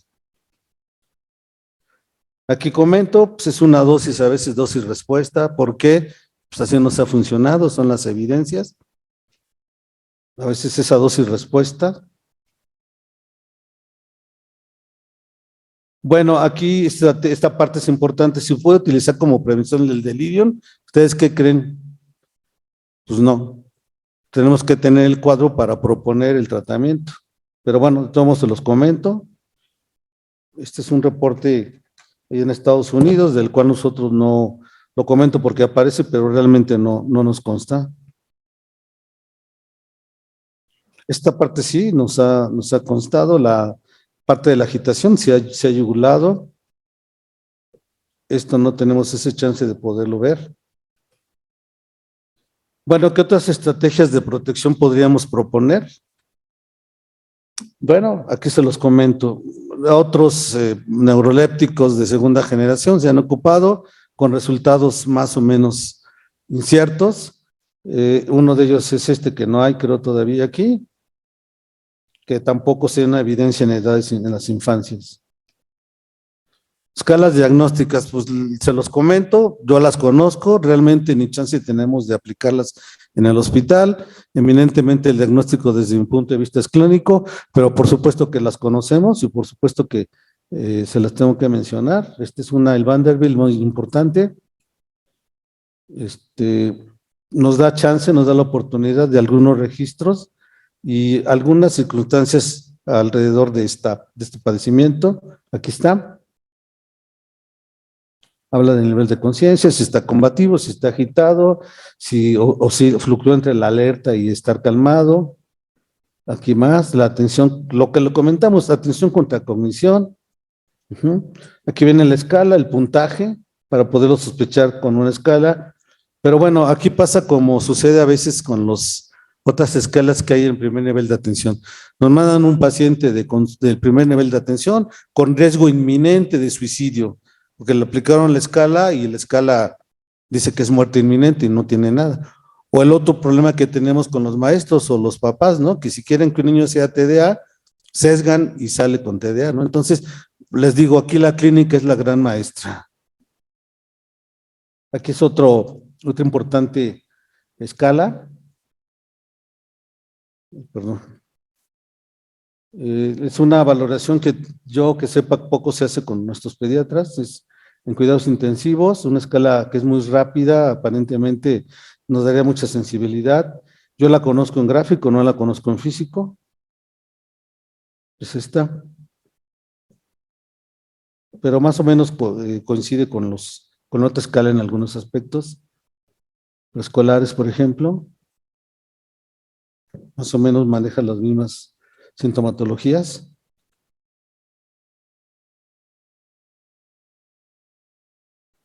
Bueno, ¿cuál es la idea del tratamiento? Mitigar el delirium, o sea, el delirium no lo curamos, el delirium se mitiga en la medida que nosotros le ponemos al pediatra, tiene un trastorno metabólico, tiene que ver lo neuro y tenemos que ver la parte orgánica, de recomponerla, ¿no? Sí tenemos que hacer, bueno, lo que les comento acá, las secuelas, las complicaciones, que no me cansaré de decir los que hay que hacerlas. A ver, aquí creo que viene, déjenme ver. Sí, bueno, más o menos una comparativa entre los Estados Unidos y a nivel mundial antes de la pandemia. Si se dan cuenta, pues todavía tiene un nivel de aceptación importante. Las guías americanas, por ejemplo, en la actualidad ya no recomiendan tanto el uso del haloperidol, y los antipsicóticos de segunda generación tampoco para el tratamiento.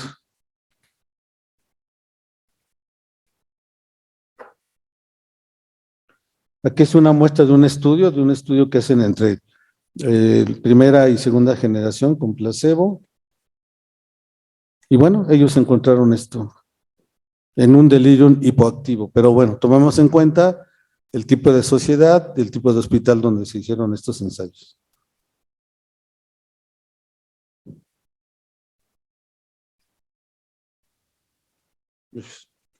Aquí otro cuadro comparativo, un metaanálisis de 26, donde vuelven a comparar el de primera generación, el de segunda generación, y ven estos hallazgos.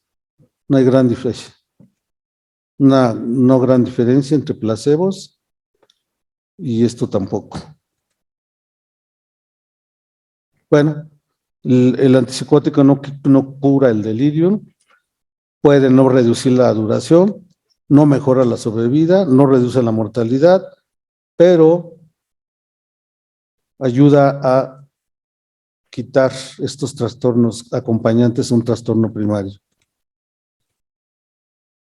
Tratamiento, lo que les insisto, ver la causa original orgánica que produce el problema.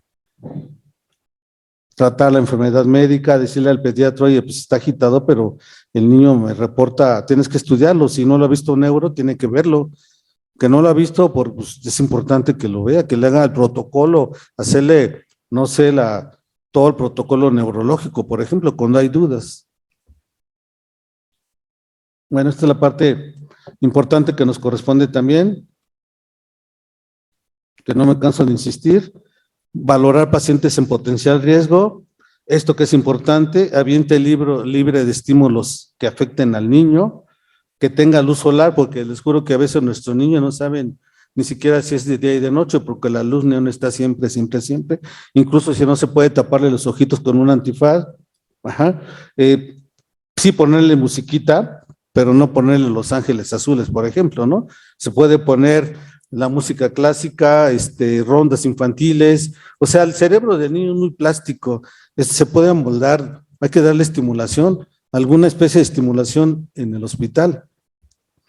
Por supuesto, mejorar la higiene, ¿no?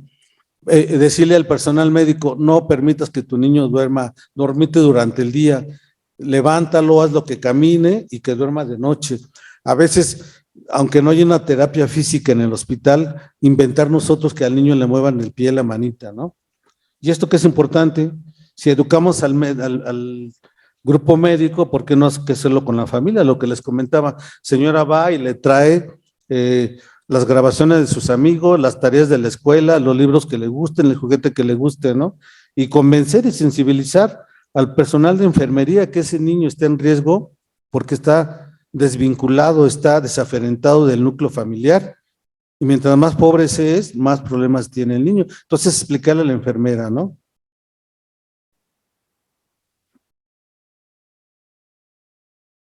Y esto que les comento, que tiene que ver, bueno, el hospital permite juguetes lavables, los metemos. La pasante de enfermería puede conseguir un material plástico que se pueda lavar para poner la fecha todos los días y que el niño la ponga, pues adelante.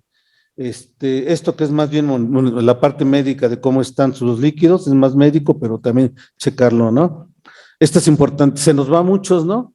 Pues el niño no ve, antes de que se enfermara ya tenía problemas visuales, nadie pregunta, ¿usaba lentes? O si pregunta, no le piden que le traiga al niño los lentes al hospital. Ajá. Se vale también objetos transicionales que no sean peluches, algo que sustituya con lo que el niño duerma, que lo traigan al ámbito hospitalario. Todo esto que tenga que ver para que el niño esté lo menos mal posible. Y lo que les comento, limpiar todos los medicamentos que no sean necesarios.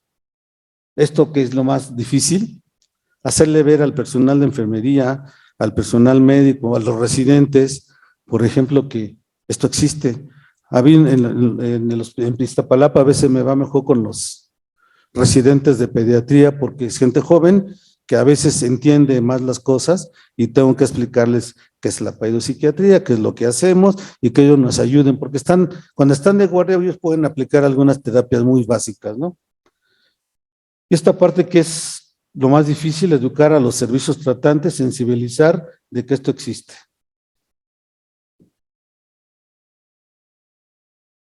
¿Cómo funcionarán nuestros antipsicóticos en el delirio? Pues básicamente para esto, disminuir, no curar, reducir el riesgo de estrés postraumático, ¿sí? Y la parte de corresponde al hipoactivo, muchos dicen, si está hipoactivo, nada más pastorealo, no hay que hacerle nada, ¿no?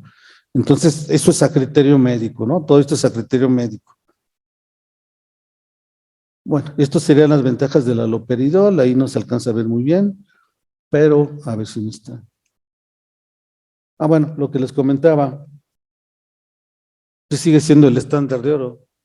Y se los decimos con la experiencia del psiquiátrico infantil. Yo en Iztapalapa alguna vez intenté probar los otros medicamentos y la verdad, donde más me urgía que las cosas funcionaran bien era en el pediátrico, por causas obvias. No hay personal preparado para sedar, para sujetar, para dar contención. Y lo clásico, ¿no? Un fin de semana, un viernes a las 6 de la tarde, doctor Velázquez, una interconsulta en urgencias. ¿Qué tiene? Pues no sé, está agitado, es neurológico, no lo sé. Tengo que diseñar algo para que el fin de semana, porque además, como es fin de semana, si hay interconsulta para neuro, será hasta el lunes. Entonces hay que hacer algo con ese niño. Entonces he probado todo y finalmente lo que me ha funcionado es el haloperidol. Bueno, esto ya lo sabemos, son las presentaciones del haloperidol. Creo que ese no ha dejado de existir, por suerte. Y bueno, lo que pasa en medicina en lo general, iniciar el tratamiento con la dosis mínima que funcione y ahí dependiendo el estado físico del paciente tenemos que ir haciendo el ajuste, ¿sí? A veces por razón necesaria, a veces cada 12 horas, pero es muy importante esto, cuando uno receta este medicamento, uno tiene que estar al pendiente, porque siempre como maldición, ¿no? Siempre en Iztapalapa, en el pediátrico, las cosas se complican como nunca. Un paciente que funcionaba bien en Iztapalapa, ¿no? Entonces, tiene que estar uno al pendiente, ¿sí? A veces con cada 12 horas no funciona, a veces por razón necesaria funciona, pero como este medicamento le tienen miedo a veces los pediatras, tenemos que estar muy cerca de esto, ¿no?